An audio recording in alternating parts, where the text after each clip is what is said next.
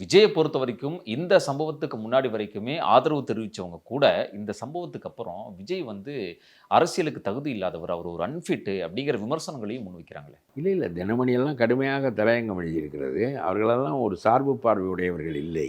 இருந்தாலும் இந்த நிகழ்வு பெரிய அளவுக்கு பாதித்திருக்கிறது. இதுபோன்ற நிகழ்வு நடக்கக்கூடாது. மனித உயிர் ரொம்ப அருமைப்பாடுடையது.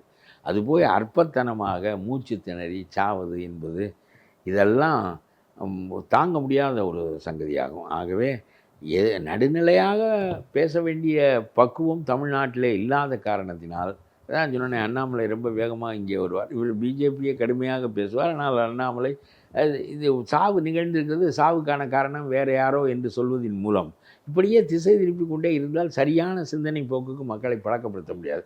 எப்பொழுதும் அரசியல்வாதிகள் தான் மக்களை வழிநடத்த வேண்டியவர்கள். சாதாரண மக்களுக்கு ஒன்றும் தெரியாது. அவர்கள் சாப்பாடு, தூக்கம், பாடுகள், வேலை இதிலேயே தான் இருப்பார்கள். அது மற்றவையெல்லாம் கொஞ்சம் பொழுதுபோக்கு தான். இந்த மக்களுக்கு வழிகாட்ட வேண்டியவர்கள் தலைவர்கள் தான். ஆகவே சரியாக வழிகாட்ட வேண்டிய கடமை அரசியல்வாதிகளுக்கு இருக்கிறது.